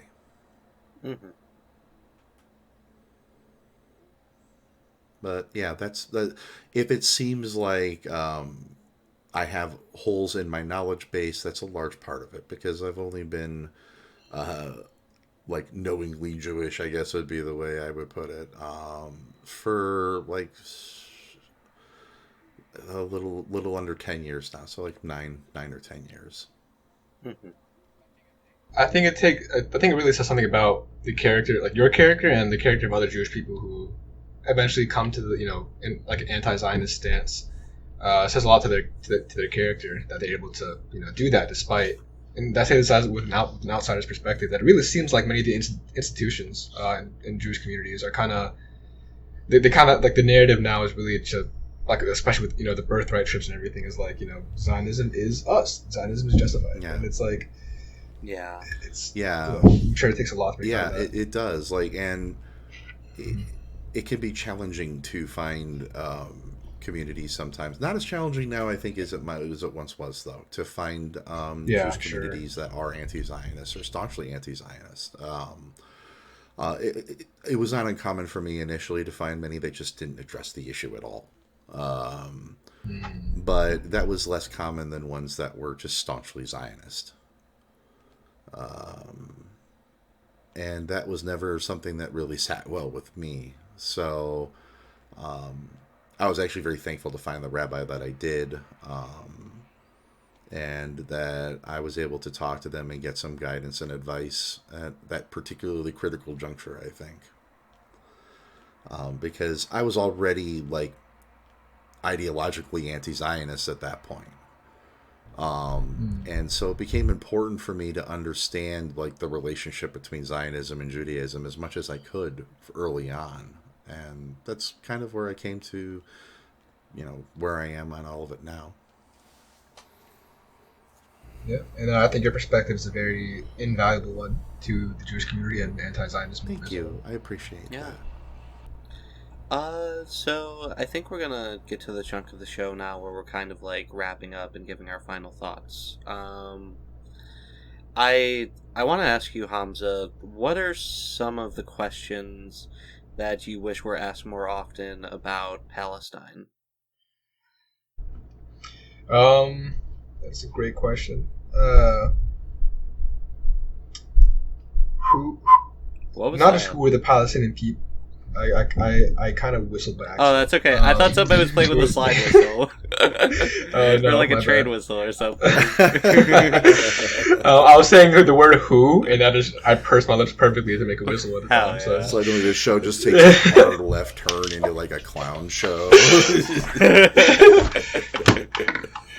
Who are the Palestinian people? Because some people equate a nation to literally mean a nation state. And they will see that, hey, there was never a president of Palestine in 1948. What happened? How are you Palestinian? Know that we are an ethnicity. We are a nation of people. A nation is not just a strict, like modern concept of a nation state. A nation state is very, very new in terms of human history. Italy was established in 1845. That's insane. Yeah. Before that, you said you were Italian. They'd say, what is that? Same thing with Germany as a country, as a nation state. But nation of people, a nation of people is a cultural binding of people. And despite whether you were born and raised in Chicago or you were born and raised in Ramallah, you can both be Palestinian and from that Palestinian nation. So understand who we are, and that we are a ethnic group. We are descended from diaspora. We're descended from refugees. We're descended from people who have lost their homes and are trying to find their way back.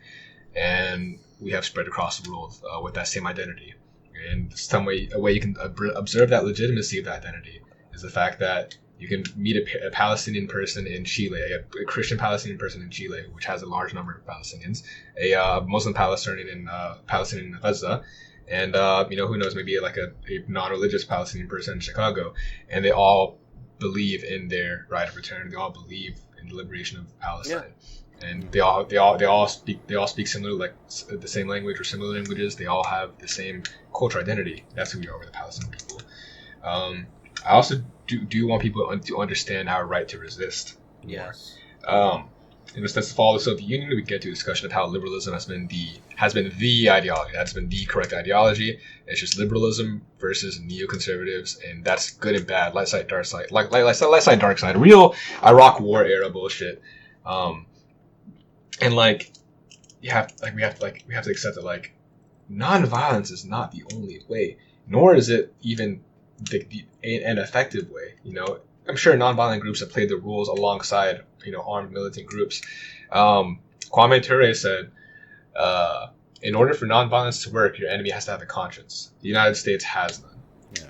And you can replace the United States there with Israel or Zionism or imperialism as a whole, but non-violence does not work when your enemy is a armed and aggressive expansionist state. In fact, we have a right to resist. And I was just gonna say, like, just examining a lot of the history of like the Nakba, nonviolence was definitely a strategy that was implemented often because it was the only one available to the Palestinian people.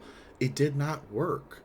The Zionists did not like take pity on them or anything like that. They just they entire villages wiped off the map. And wiped off the they map. proceeded, like, going, just kind of piggybacking on what you were saying about just, understanding who the Palestinian people are. I think it's one of the most heinous things that the Zionists have done in the history of all of this was the erasure of the Palestinian people and culture from the history books to the greatest degree they could. I mean, within a year of the creation of the State of Israel, you could not find a map anywhere in the Western world that had the word Palestine on it anymore. And the narrative that they literally would push out, including, I can't remember the name of the Israeli prime minister in the 60s that said this, but they literally were saying, there was no Palestinian people here when we came here. Like, this is the narrative that they've pushed, this erasure of the Palestinian people. And so, I think that's a critically important thing for people to understand. The slogan of the Zionist movement was a land without a people or people without a land. It's this Orientalist view that, like, oh, it's just a barren desert with no one there. It's just waiting for us to claim it back, And it's ignore the fact that there are millions of people there that have been there for that, like, 1,000 years now. Like, ignore that. They don't matter. And and this also idea where they say that you made the desert bloom. That is, like, Palestine has a rich agricultural history. Oh yeah. Olives are like the national produce of Palestine and a huge cultural symbol of Palestine for a reason, because that's what the people who have lived and worked the land have grown and harvested for hundreds and hundreds of years. It's a distinctly Eastern Mediterranean culture, and it's very clear if you spend any time there or even doing research into the culture itself. And Israel, has to eliminate that in order to legitimize itself, and that's why they uproot Palestinian farms and they chop down centuries-old olive trees, like these massive olive trees. They tear them down, and like this horrible videos of Palestinian families mourning those trees because they don't know those trees are older than they can remember. They're older than multiple generations of their family that have grown and cultivated those trees, and it really shows how Zionism has to rely on Orientalism, has to rely on this settler colonial, this supremacist mentality of, we are the rightful, owners of this land. However we make it is how it deserves to be, how it should be. Exactly. Yeah. I mean, the American film industry doesn't help either. No. Everything's portrayed as a fucking desert with sepia tone over it. Wonder Woman fought with the IDF in a recent movie. Absolutely. Yeah. And she saved two Arab children from a rocket. And I think there's just like there's a scene or something where they're asking like what people would want if they had a wish, and of course the Arab militants are like, nuclear weapons. Like, that's what we want. Yeah. Totally, man. I ignore the fact that Israel has nuclear weapons.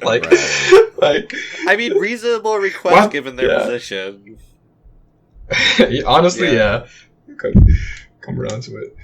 I mean, you could take away the entire warfare aspect of this situation, get rid of the IDF's bombings entirely, and you still have one side with a majority of violence where you have the jackboots from the IDF going up to people's homes and making them leave so the white European settlers can come in and have their homes. Right. These like, that's why I said earlier, like towards the beginning of the podcast, where it's these settlements are not quaint little wholesome towns. They're not like the wholesome kibbutz. It's not a cute little town where peaceful Israeli citizens live. And like even the word settler and settlement has built-in propaganda where it's like this is a wild land that must be taken by people. And no, they're not settlers. These settlements are militarized outposts, and these settlers themselves have military training from Israel. They're obligated to serve in the military. They're allowed to have weapons, unlike Palestinians, because they had to disarm as a part of the Oslo Accords. And these settlers also have the IDF on their at their back, watching their back constantly. So they can go, they can steal livestock, they can kidnap a Palestinian child and burn him to death, which has happened, and they have the full protection of the IDF, the full protection of the settler colonial entity. Not only that, but since most of them are from outside nations, they have if anything happens to them, it's an international incident. Right, and when in October 7th, when Operation Jerusalem Flood started, we saw 1 million Israelis flee to the airport. Palestinians can't do that. Where are they going to go? It's like there's a common protest slogan is land you have to kill for is not yours, land you have to die for is. And it's like Palestinians are willing to die for their land. They have been consistently. That has been intertwined with their existence as a people. Israelis, if given the opportunity, settlers, if given the opportunity, will flee back to their original country they have dual citizenship in. And there's something to be said about people say what's going to happen to the the Israelis after the revolution, and it's if they were born and raised there, I can see how they have identity with that, but you have to understand that that is a settler colonial nation, and just like the PFLP said, and many Arabs hold this same idea. We want a free, unified Palestine in which Arabs and Jews can live peacefully side by side with equal obligations, equal privileges, equal rights under the law. That is not what the modern state of Israel is today. Mm-hmm. And no, I mean, if anything, Israel itself. I mean, we already talked about this, where the Zionist movement is anti-Semitic, but they're all Semites. Yeah. They all have just as much right to be there. Yeah. Even if you go at it from a religious aspect, all the Abrahamic religions, consider Jerusalem and as the Holy Land, right? And sure, but they even during Ottoman times, obviously the Ottoman Empire, sucked in many regards. You can make an argument for them being better than the British Empire, sure, but Jewish people and Muslims and Christians have always lived there. There's always been a presence there where they've lived side by side, and those conditions can be recreated in the future. It's going to require a lot of settling and contradictions, of course, but I truly believe that that's what's worth fighting for. Yeah. Well, we should probably wrap up on a positive note here. So, if you'd want to just tell us a few things that maybe you personally enjoyed about Palestine when you visited, or maybe some things that your family talks about, what are your favorite things? But yeah, the positive aspects. The Palestinian people do not give up. We are the most resilient people I've ever seen. I've seen abject poverty in many parts of the world. I've seen poverty in Palestine, and I've seen people who are a little more well off in Palestine. Nonetheless, they get along. They're proud of their sense of community. They are proud of being unified against the colonial threat. They can still find happiness in day-to-day small things. Whether that's a new appliance, whether that is a good harvest, whether that is just a beautiful day, or seeing your neighbors and stuff. They will never give up, ever. And if you meet Palestinian people in Palestine and you get to know the spirit of the Palestinian people, that's the case. Zionism will fail one day. Zionism will fall apart. And it'll be thanks to both turmoil within Israel, but also the resilience of the Palestinian people. And I think revolutionary optimism is a must. And Palestinians exemplify that. Very beautifully put. Yeah. Very inspiring. God willing. Actually. And let me add something there. A common symbol of Palestinian resistance and Palestinian return is the key, the little skeleton key. You might have seen that in some imagery. That is because in the Nakba, when Palestinians fled, many of them took their keys with them, and that is from the belief that they thought this might not last very long. Maybe we'll be gone for a couple months or a year or whatever, and we'll come back. Things will be okay. We can unlock the doors to our old houses and come back in. And so many of those families pass down those keys to generations, despite those locks not existing. Oh wow! And that's why the key is like a huge icon, a huge literal symbol of the Palestinian return. Wow! That's incredible. I actually had no idea about that. I had no idea either. What a beautiful tradition! Yeah. Wow. Yeah. A question that I had was, and I think you might have touched on this briefly earlier, and if you already had covered this, I do apologize. But how popular, if at all, is the two-state solution amongst Palestinians? Almost no popularity. Right. I would say amongst the quote-unquote legitimate PA government or whatever, the government that's recognized in a limited sense, that's kind of why they exist, to have a two-state solution. That's what the 93 Oslo Accords were about, to like try to fully commit to a peaceful two-state solution. Palestine has this part of Palestine, Israel has this part, and that's them, and we are two states and we can live peacefully. And clearly that hasn't worked. The conditions we see today are a direct result of attempting a two-state solution. And what does that result in? Bassem Youssef, I believe was his name. His clips of his interview appears more going to go around lately. It's very popular because he's a very funny kind of satire. He's really good at satire in that interview. And he says, let's imagine a world without Hamas, where Palestinians do not fight back. That world is called West Bank, that's exactly what it is. But Hamas is not in power in West Bank. But what's the excuse? Because Palestinians are still killed there regularly. Unarmed protesters are still shot. People are still getting kicked out of their homes. Neighborhoods are still getting demolished. Graveyards are still getting paved over. And that is without the same militant resistance that exists in Gaza. And so what is the solution here? Right. If peace doesn't work and violence should be denounced, what do you suggest? What do you suggest that hasn't already been tried yet, And it's, a two-state solution is pretty much rejected by every Palestinian with half a brain. Two-state solution may be what many liberals call for and so on and so forth. But I think gradually a one-state solution is becoming the much more popular, opinion. As a kid, if you called for a one-state solution, you were extremist. But now I think I am optimistic about it. I think many more people, especially the general public opinion, has shifted towards Palestine. An anti-colonial struggle is always going to be an uphill battle.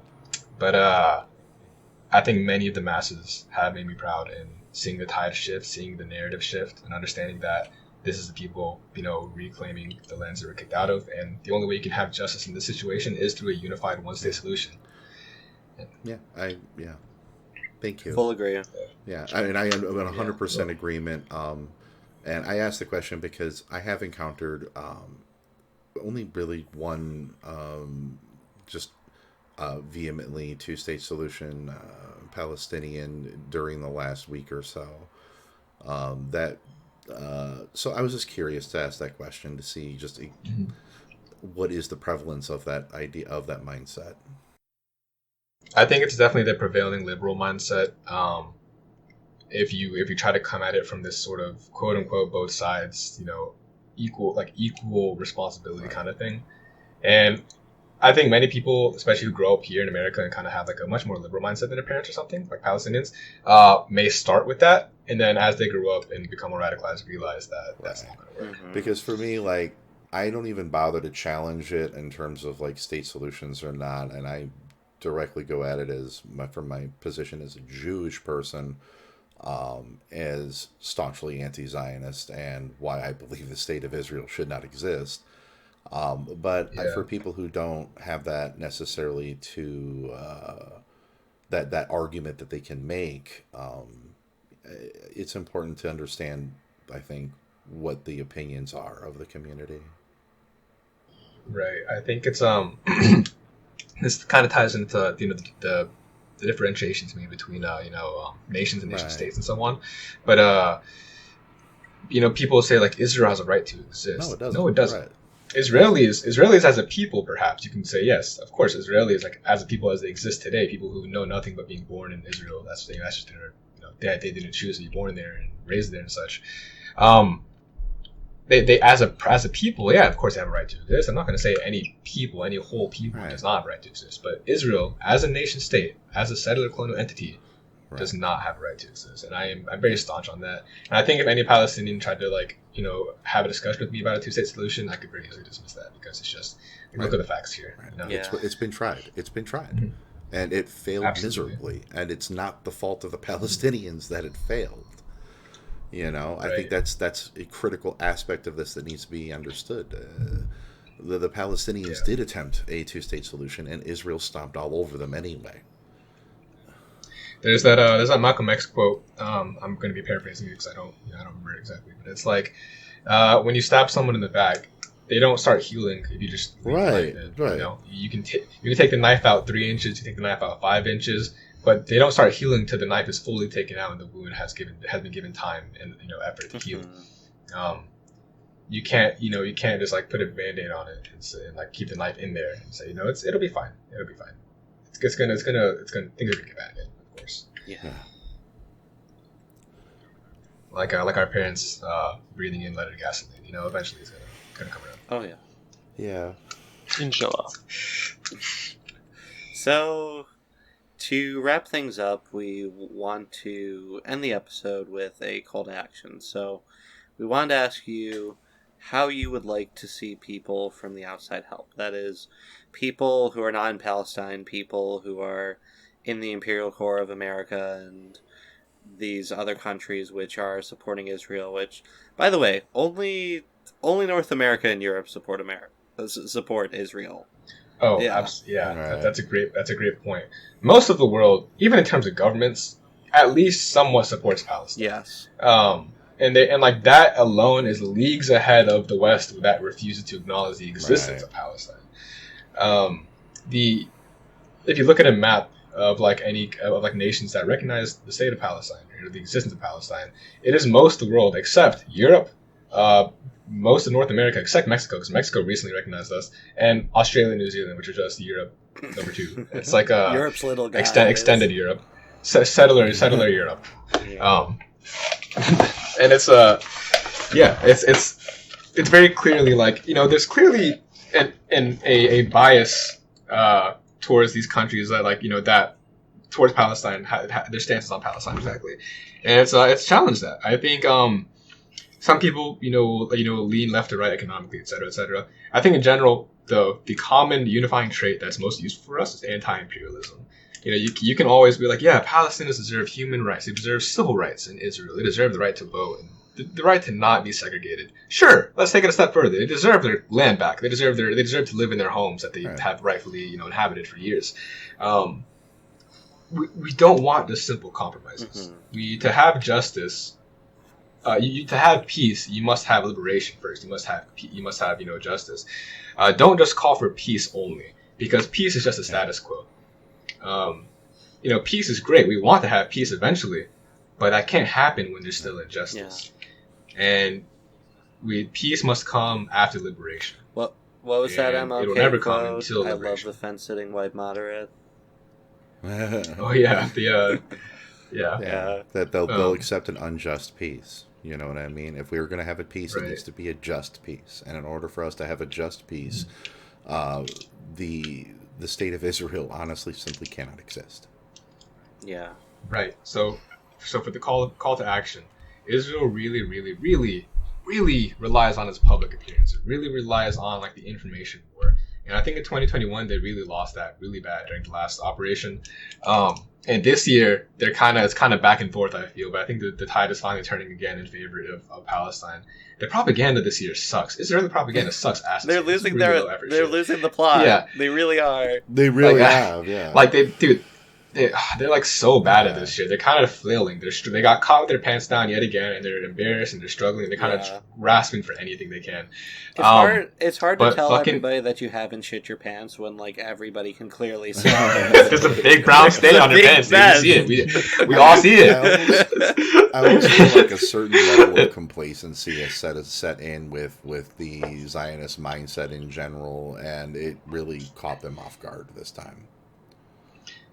Right, and it's and I think that even like if we want to get to the criticisms of Netanyahu's government, he knows that and he kind of likes it because then it can result in these bigger moments of friction where the resistance leads an incursion to the occupied interior. That is, if you told me that like when I was 10 or something, I would not believe you. I'm like, that's impossible. There's no fucking way we could a tiny little us can do that against a giant colonizer. But as for call to action, post on social media, spread the word. Insist on the Palestinians' inalienable right to exist. Mm-hmm. Ask Palestinians what they think. Get educated on the issue. We learn the history, because if you learn the history is very clearly on our side. People that we know have been on the right side of history supported Palestine from the beginning. Angela Davis, Malcolm X, communists have historically, at least since the 60s, supported Palestine. And there's a reason for that. It's because it's an anti-imperialist struggle. Yes.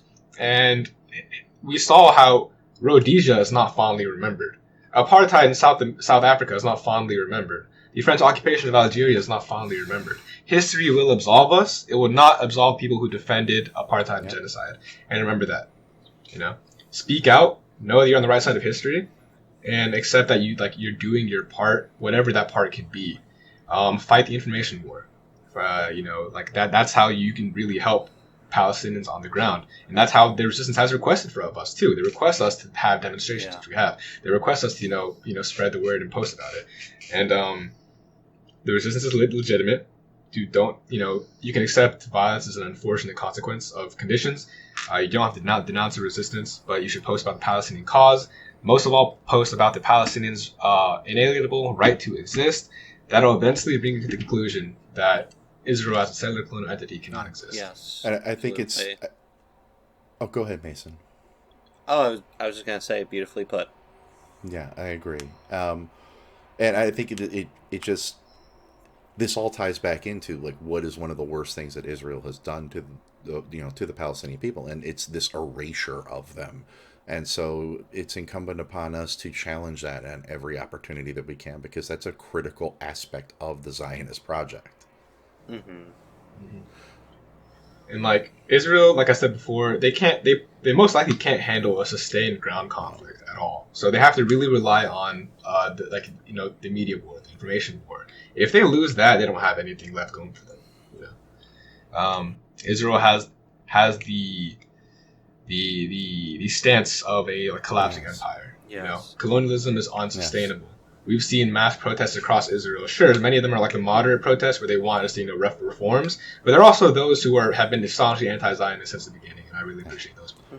And we're going to hopefully see increases in that sentiment should this continue. Because of course, because I was going to say because the horrors of this conflict are becoming very readily apparent to anyone that isn't willing to just buy every ounce of bullshit that Israel's willing to sell them. And even the bare minimum of Netanyahu is the problem, not Zionism. The people Israelis within Israel have lost faith in Netanyahu because he couldn't keep them safe, And a besieged micronation of people was able to lead an incursion, lead an invasion. And I hope that people who lose faith in Netanyahu eventually realize that he's just a symptom and not a disease. But also, I've noticed the same sentiment growing abroad, amongst my friends and people that are in America. They realize that this is a settler colonial struggle, and Palestine deserves to be free as a unified whole. Yes. Are there any specific charitable organizations or organizations that people might be able to send money to that for a fact are actually good about getting those resources to Palestinian people who need it? I don't have a full list on me. I recently donated to the Reach Foundation, and they what they do is they basically pay for the education of Palestinians, including West Bank and Gaza, mostly Gaza, and they pay for their education in full, and those Palestinians go on to be doctors. And, that's fantastic. And so on and so forth. There is more. I wish I had them. No, we can include a full list in post. Yeah, I was going to say, if you do get a list, we'll go ahead and tack that on in post here, and we'll also make sure to include it whenever this gets posted. We'll include links to everything as well in the description for the video.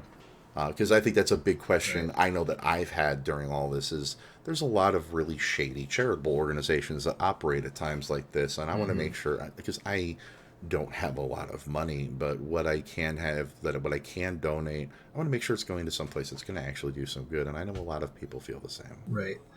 I've seen a common one going around called the PCRF. I don't know. I haven't done too much research into them, so I don't do an endorsement. But they seem to have raised a lot of money specifically for Gaza explicitly. So. Okay. Cool. Okay. And I think that we'll just about wrap up the episode. Were there any other closing thoughts you wanted to share? Yeah, I was about to. Oh, I'm sorry, Mason. Well. Oh no, it's okay. It's okay. So yeah, Hamza, give us your closing thoughts, please. Palestine will be free, and hopefully it happens in our lifetimes. And you can play a direct part in that by being on the right side of history and speaking for the oppressed. From the river to the sea. Palestine will be free. free. Hell yeah. Based. All right, so Absolutely. This has been Blood, Sweat, and Strife. We hope that this interview was enlightening and fun for everybody to listen to, and we'll see you all next time. Later. Good night, everyone. Good night. Bye bye.